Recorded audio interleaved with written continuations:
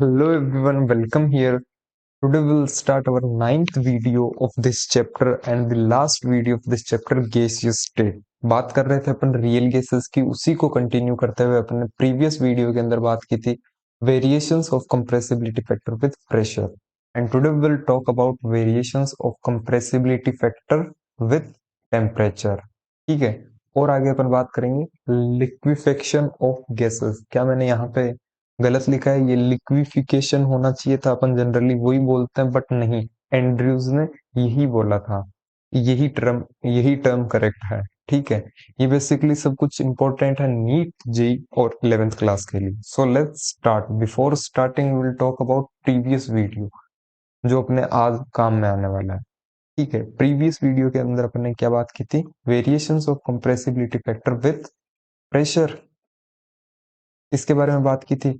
उसके अंदर मैंने, आप थोड़ा सा पीछे रिवाइज करके देखना, सेकंड पॉइंट के अंदर, सेकंड या थर्ड पॉइंट थे वो अपने, उसके अंदर अपन ने बात की थी एट लो प्रेशर रीजन। ठीक है, लो प्रेशर रीजन की बात की थी जहां एटम के मॉलिक्यूल्स दूर, सॉरी, किसी गैस के दो मॉलिक्यूल्स दूर दूर होते थे पर इतने भी दूर नहीं होते थे कि उनके बीच में इंटरमोलिकुलर फोर्सेस ना लगे। ये लॉन्ग रेंज फोर्स कौन सा होता था यहाँ पे? अपना अट्रैक्शन फोर्स, वो यहाँ पे काम करेगा। जबकि वॉल्यूम अभी भी इसकी हाई रहने वाली है, तो V माइनस बी को अपन क्या बोल सकते हैं? V के इक्वल ले सकते हैं। ठीक है, क्योंकि ओवरऑल वॉल्यूम बहुत ज्यादा है, तो ओवरऑल वॉल्यूम के कंपैरिजन में एक गैस के मॉलिक्यूल को अपन नेग्लेक्ट कर सकते हैं।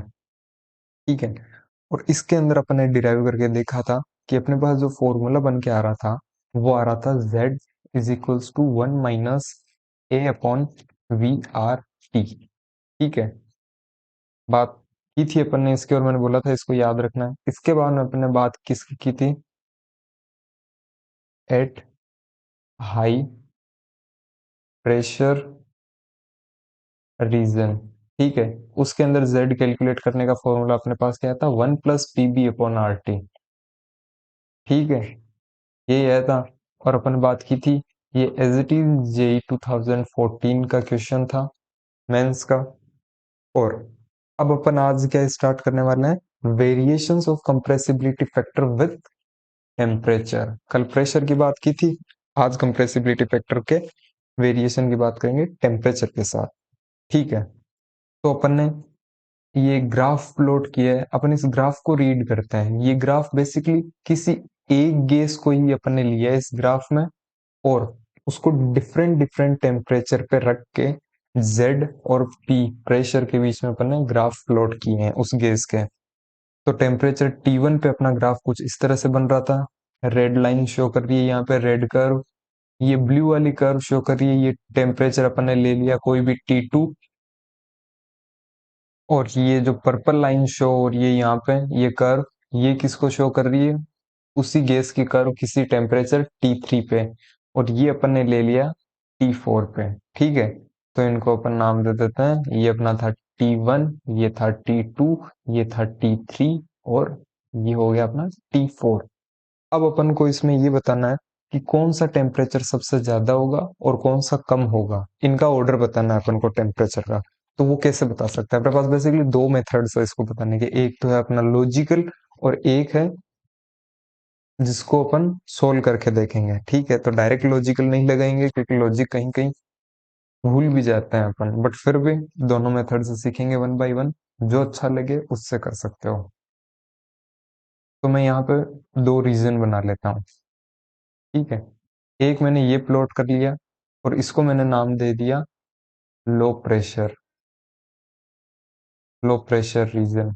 ठीक है, यहाँ पे मैंने प्रेशर कांस्टेंट कर दिया और इधर प्रेशर कम है। जैसे जैसे आगे जा रहा है प्रेशर बढ़ रहा है, तो ये अपन ने ले लिया लो प्रेशर रीजन। और एक अपन ने ले लिया यहाँ पे कुछ, मतलब ये यहाँ पे है। ठीक है, हाई प्रेशर रीजन। ठीक है, एक सेकंड देना।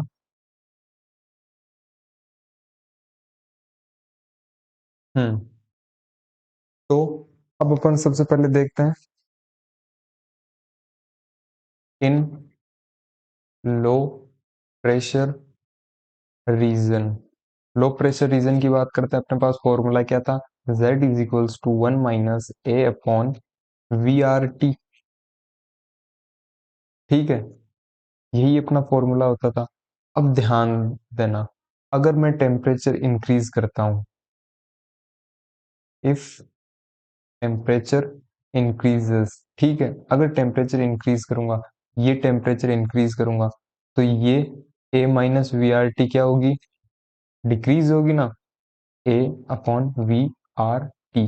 अगर इसके अंदर मैं टेम्परेचर बढ़ाता हूँ तो ये ओवरऑल वैल्यू क्या होगी, डिक्रीज। और वहीं अगर इसको मैं माइनस ए अपॉन वी आर टी लिखूं तो ये वैल्यू क्या होगी, इंक्रीज।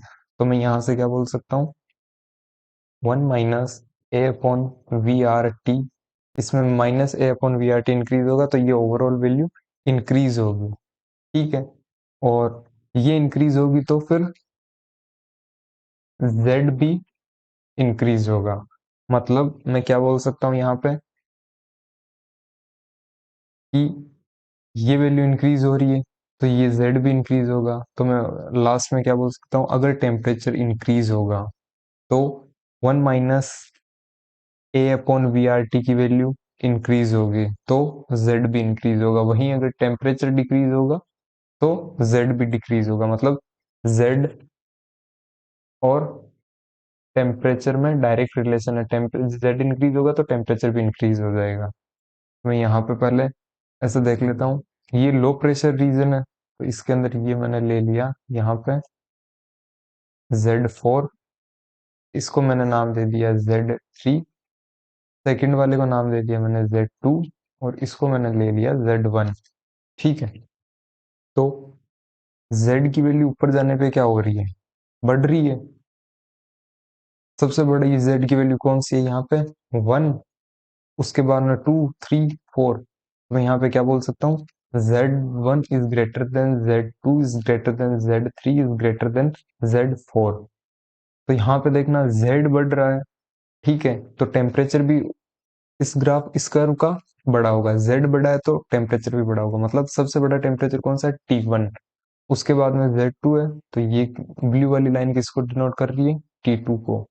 मतलब मैं यहाँ पे वापस क्या लिख सकता हूँ, अगर मेरे से टेम्परेचर का रिलेशन पूछता तो T1 is greater than T2 is greater than T3 is greater than T4।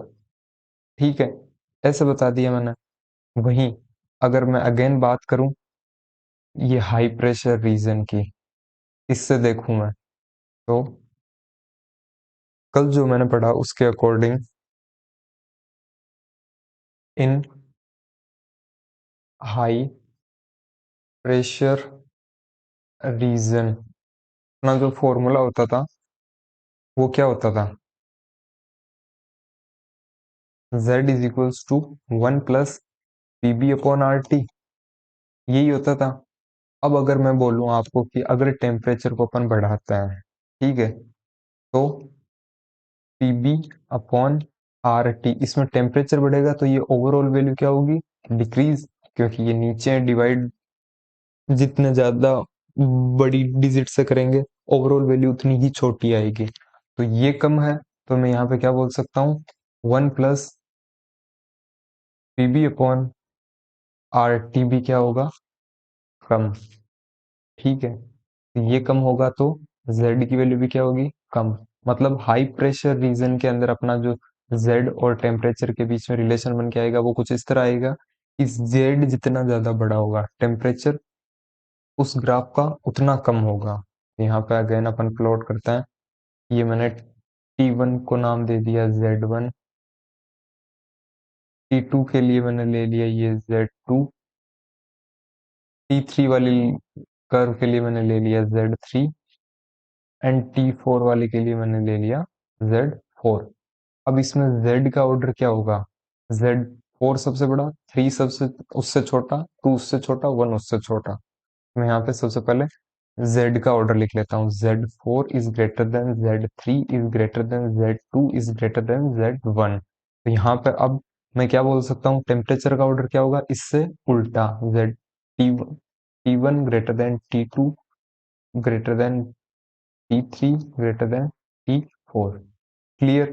अब बात आती है अपने लॉजिकल पॉइंट ऑफ व्यू की। तो उसके अंदर अपन ने कल क्या बात की थी कि यहाँ पे जो ये लो प्रेशर रीजन होता है ना, ये वाला, इसके अंदर जो ग्राफ सब z की वैल्यू लेस देन 1 आती है, ठीक है, और z की वैल्यू लेस देन 1 आती है मतलब अट्रैक्शन फोर्स डोमिनेट करेगा। और जिस भी कर्व का ग्राफ जितना ज्यादा डिप करेगा उसमें अट्रैक्शन उतना ही ज्यादा लगेगा। मिनिमा पे अट्रैक्शन सबसे मैक्सिमम होता था, अपने कल ही बात की थी इसकी। तो मैं यहाँ पे क्या बोल सकता हूँ कि एक तो ले लिया अपने लो टेम्परेचर, एक ले लिया हाई टेम्परेचर, हाई टेम्परेचर, ठीक है। अब ये बताओ, लो टेम्परेचर पे गैसेस के मॉलिक्यूल्स पास पास होंगे या दूर दूर होंगे? पास पास होंगे। और हाई टेम्परेचर पे उनकी काइनेटिक एनर्जी बढ़ जाएगी और वो दूर दूर हो जाएंगे। तो यहाँ पे ये जब पास पास होंगे लो टेम्परेचर पे, तो इनके मॉलिक्यूल्स के बीच में क्या लग रहा होगा? अट्रैक्शन फोर्स, ठीक है। और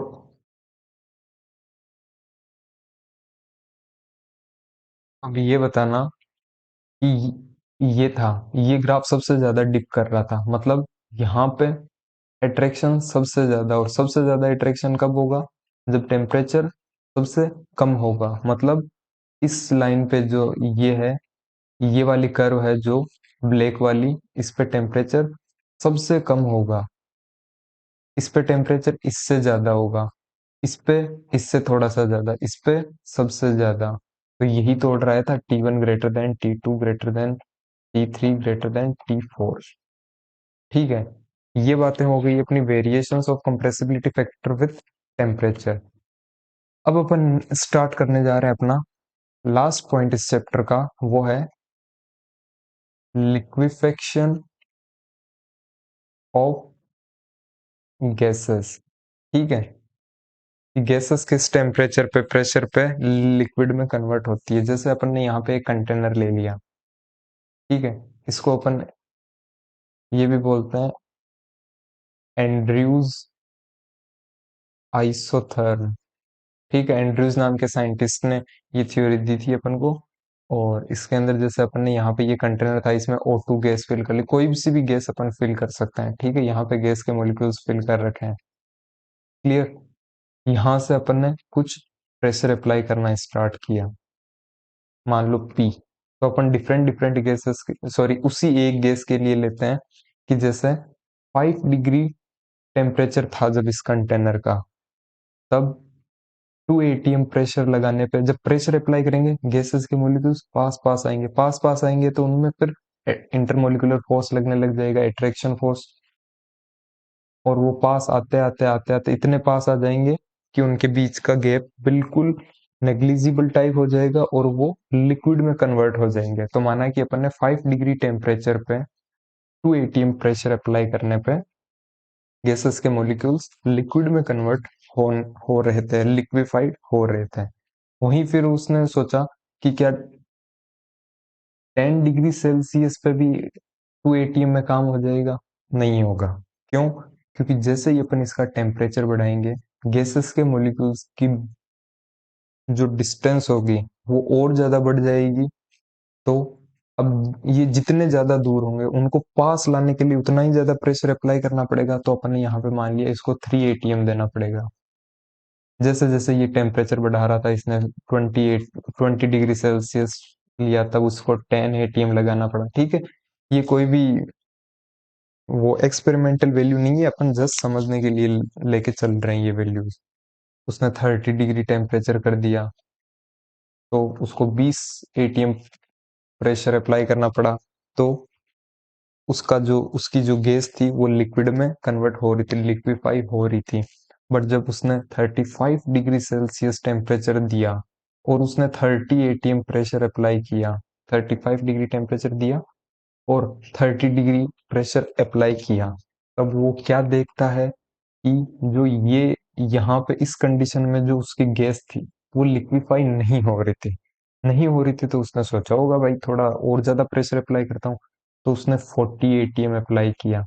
40 एटीएम अप्लाई करने में भी उसकी गैस लिक्विफाई नहीं हो रही थी। फिर उसने और ज्यादा प्रेशर अप्लाई किया, 50, 60, 70, ऐसे वो करता गया। लास्ट में उसका दिमाग खराब हो गया तो उसने 100 एटीएम प्रेशर अप्लाई कर दिया 35 डिग्री सेल्सियस टेम्परेचर पे। फिर भी उसकी गैस लिक्विड में कन्वर्ट नहीं हो रही थी।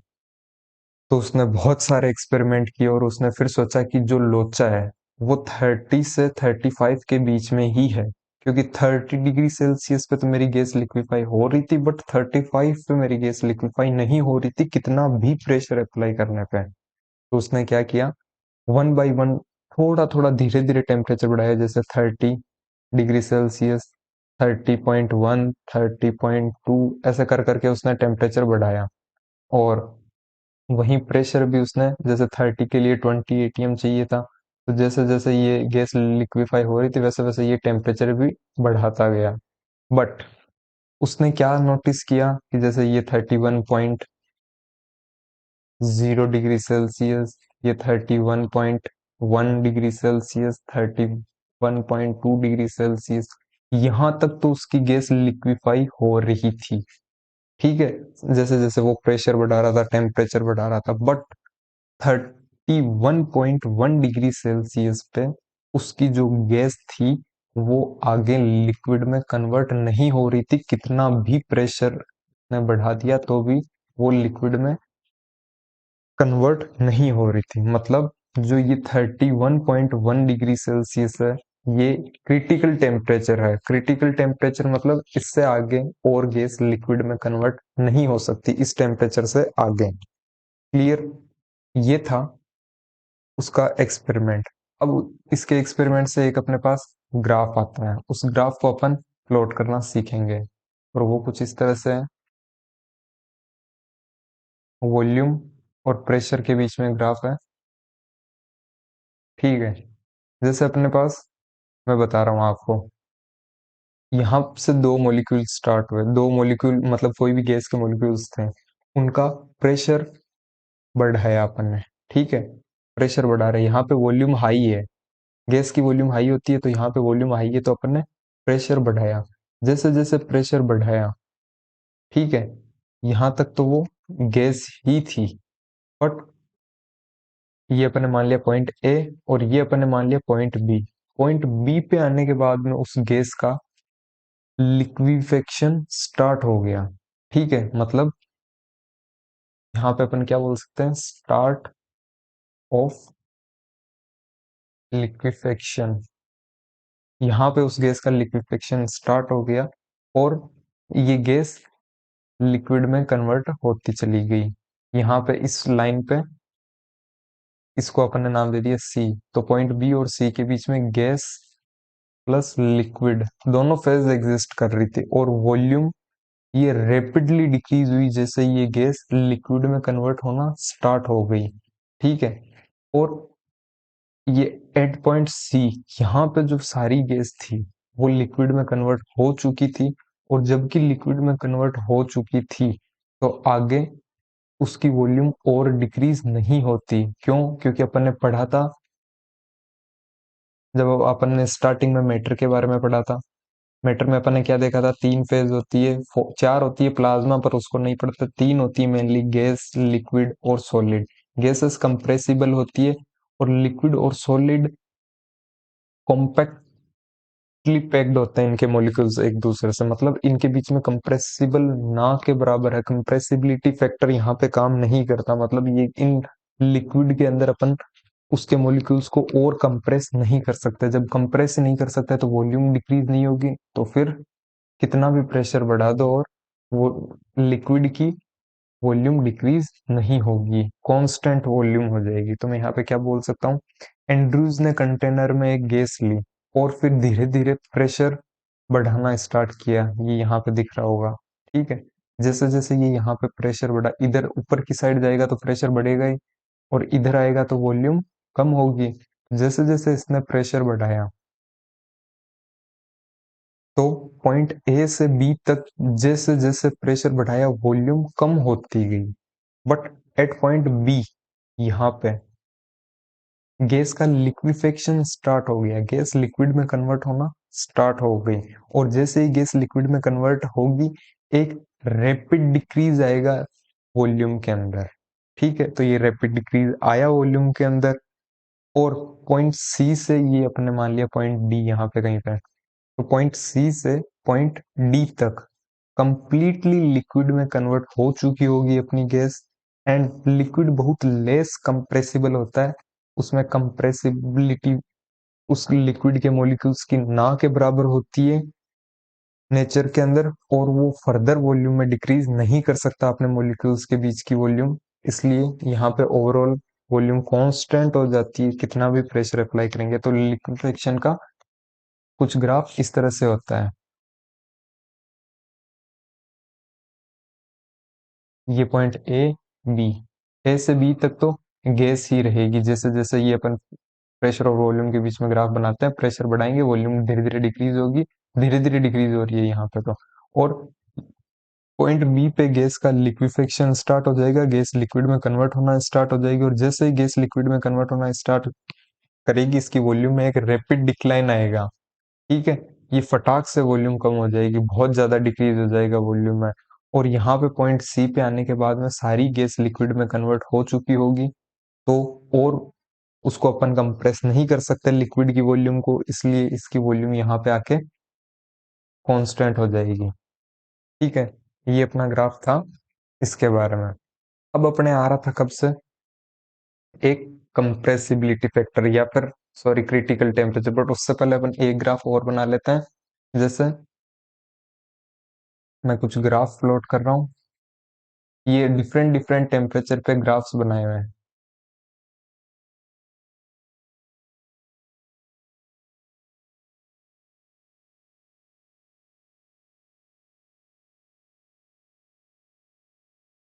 ठीक है, अपने ले लिए ये T1 2 3 T4 T5 6 7 8, ये कुछ अपन ने डिफरेंट डिफरेंट टेम्परेचर पे ग्राफ्स प्लॉट किए हैं।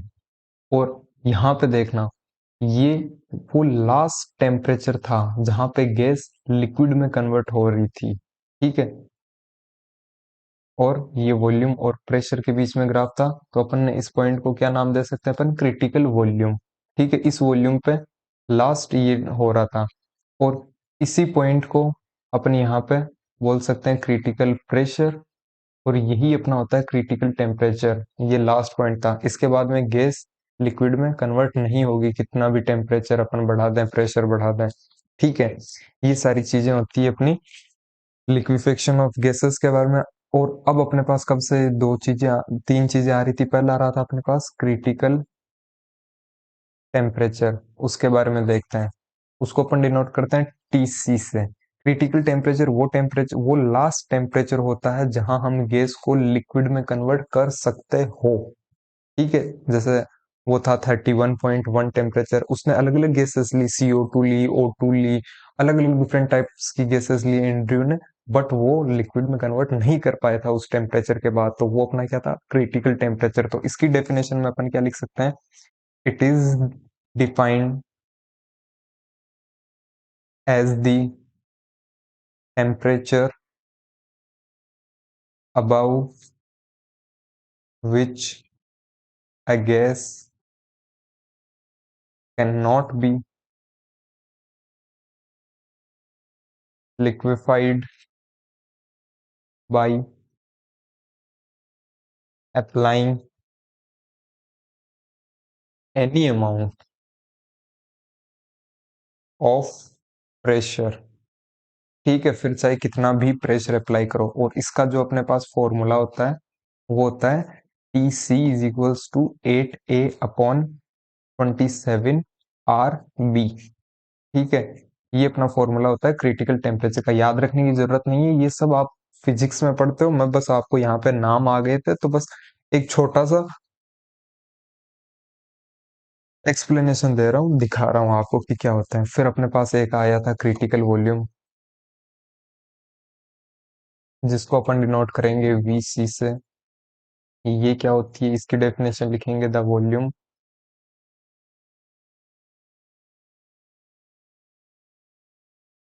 occupied by the gas at critical pressure and temperature। ठीक है, मतलब जो ये अपनी वॉल्यूम थी, ये कौन सी वॉल्यूम थी, ये वॉल्यूम, वो वॉल्यूम ऑक्यूपाइड थी क्रिटिकल टेम्परेचर और क्रिटिकल प्रेशर पे जो वॉल्यूम ऑक्यूपाई कर रही थी गैस, वो वॉल्यूम थी, ठीक है, जहां लास्ट ये लिक्विड में कन्वर्ट हो रही थी। इसका जो अपने पास फॉर्मूला होता है क्रिटिकल वॉल्यूम का, वो होता है 3B। ठीक है, और वहीं अपने पास एक लास्ट होता है, क्या होता है, critical temperature. Critical temperature, critical volume,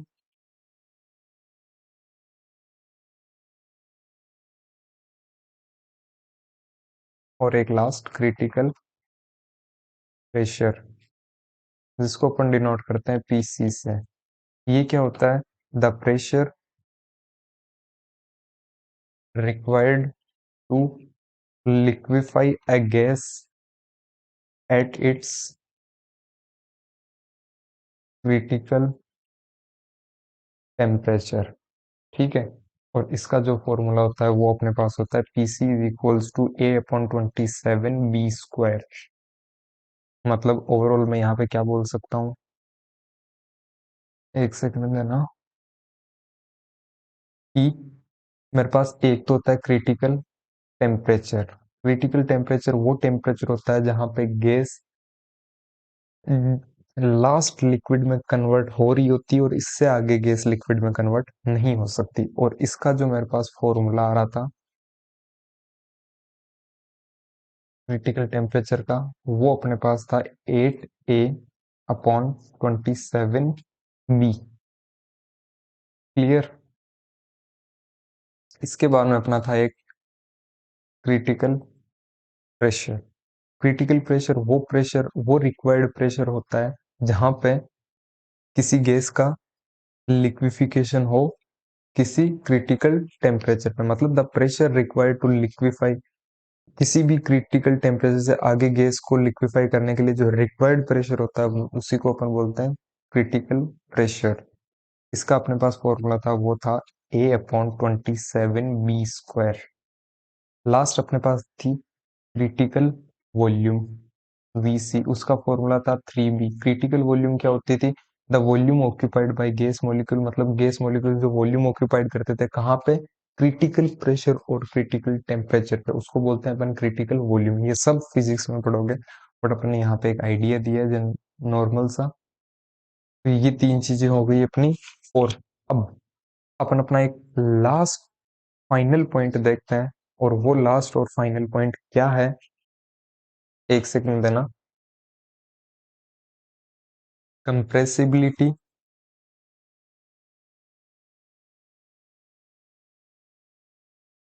factor eight critical conditions. ठीक है, कंप्रेसिबिलिटी फैक्टर को अपन कैसे कैलकुलेट करते हैं क्रिटिकल कंडीशंस पे, जेड सी से डिनोट करेंगे। तो उसका फॉर्मूला क्या होगा, नॉर्मली अपना जेड का फॉर्मूला क्या होता था, पीवी अपॉन आर टी। और यहाँ पे अगर ये z कैलकुलेट करना है अपन को क्रिटिकल कंडीशंस पे, तो जेड सी, इसका फॉर्मूला क्या होगा, यहाँ पे प्रेशर लेंगे क्रिटिकल प्रेशर, वॉल्यूम लेंगे क्रिटिकल वॉल्यूम, और आर एज इट इज रहेगा, और टेम्परेचर क्या लेंगे, क्रिटिकल टेम्परेचर। तो ये अपने पास फॉर्मूला होता है इसका। बट रुको रुको, यहाँ पे हमको इन सब की वैल्यूज पता होती है, क्या क्या होती है अभी अपन ने देखी थी, तो वन बाय वन पुट करेंगे अपन। वो वैल्यूज कुछ होती है ए अपॉन 27B², और वी सी की वैल्यू क्या होती है 3B अपॉन, यहाँ पे अब आर की वैल्यू ये कांस्टेंट होता है, और लास्ट है क्रिटिकल टेम्परेचर, इसकी भी वैल्यू पता है अपन। आर की वैल्यू अपन यहाँ पे एक बार के लिए आर ही लेते हैं, और इसकी हो जाएगी क्रिटिकल टेम्परेचर की 8A अपॉन 27 RB। अब देखना यहाँ पे क्या क्या कट हो रहे हैं, एक तो 27 से 27 चला गया, गया, आर से आर गया, ठीक है। और क्या जा रहा है यहाँ पे देखो, ए से ए भी जा रहा है। हम्म। और बी से ये स्क्वायर चला गया और इस बी से ये बी चला गया, ठीक है। मतलब सब कुछ चला गया, जेड सी की वैल्यू अपने पास आ जाती है 3/8, या फिर इसको अपन बोल सकते हैं 0.375। रुको रुको रुको रुको, जेड की वैल्यू यहाँ पे लेस देन 1 है, तो मैं यहाँ पे क्या बोल सकता हूँ, वैल्यू लेस देन 1 है, तो यहाँ पे क्या डोमिनेट करेंगे, अट्रैक्शन फोर्स डोमिनेट करेंगे, मतलब अभी भी गैस लिक्विड में कन्वर्ट हो सकती है, गैस का लिक्विफिकेशन हो सकता है। ये सारी बातें हुई अपनी लिक्विफिकेशन से रिलेटेड। अब अपन बात करते हैं कुछ क्रिटिकल पॉइंट्स की। क्रिटिकल पॉइंट्स क्या होते हैं, वो पॉइंट्स जो किसी भी सब्सटेंस की क्रिटिकल कंडीशंस को शो करते हैं, ठीक है। किसी भी सब्सटेंस की क्रिटिकल कंडीशंस पे जो उसकी प्रॉपर्टीज होती है, उनको अपन वन बाय वन देखेंगे। Critical points refer to the state of a substance at critical conditions, और we can say at critical point. तो यहाँ पे सबसे पहला पॉइंट अपने पास क्या है, जो डेंसिटी होगी लिक्विड और गैस की वो सेम हो जाएगी। दूसरा, the boundary between the liquid and gas disappears and there is no distinction between two phases. It becomes a single phase and known as supercritical fluid above critical temperature. मतलब critical temperature से ऊपर जब भी अपन मतलब gas को liquid में convert करते हैं, तो वो उसको अपन आइडेंटिफाई नहीं कर सकते कि जैसे ये इतना लिक्विड है, ये गैस है, ठीक है। इनके बीच, गैस और लिक्विड के बीच की कोई बाउंड्री नहीं होती, वो एक ही फेज में कन्वर्ट होती है और उस फेज को अपन बोलते हैं सुपर क्रिटिकल फ्लूइड, ठीक है। नेक्स्ट पॉइंट अपना है गैसेस बिलो क्रिटिकल टेम्परेचर, वो होती है वेपर फेज के अंदर। और लास्ट पॉइंट अपना है higher is the critical temperature of a gas more easily it can be liquefied at a given temperature. Gas का अगर क्रिटिकल टेम्परेचर ज्यादा होगा, गैस उतनी ही ज्यादा इजीली लिक्विड में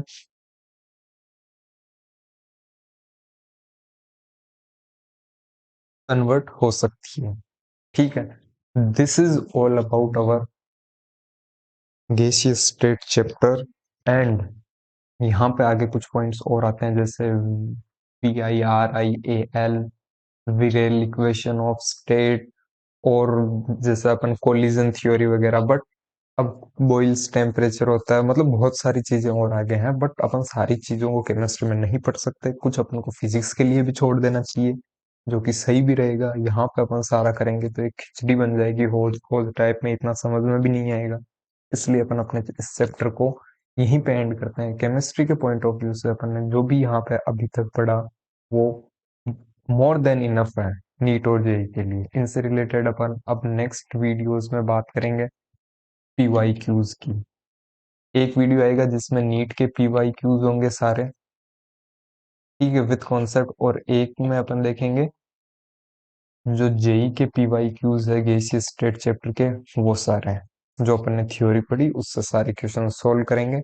और नेक्स्ट अपन अपना स्टार्ट करेंगे मॉल कॉन्सेप्ट, या फिर अपना स्टार्ट कर देंगे लिक्विड सॉल्यूशन, ठीक है। दोनों में से एक चैप्टर स्टार्ट कर देंगे। और ये स्टार्ट करने से पहले अपन एक लोग एंटी लोग का भी वीडियो अपलोड कर देंगे, आप देख लेना, जिसमें आप लोग एंटी लोग कैसे कैलकुलेट करते हैं, ठीक है। इनसे रिलेटेड सारी इंफॉर्मेशन आपको उसमें मिल जाएगी। सो अभी के लिए इतना काफी है, मिलते हैं नेक्स्ट वीडियो में, तब तक के लिए thank you so much for watching, bye.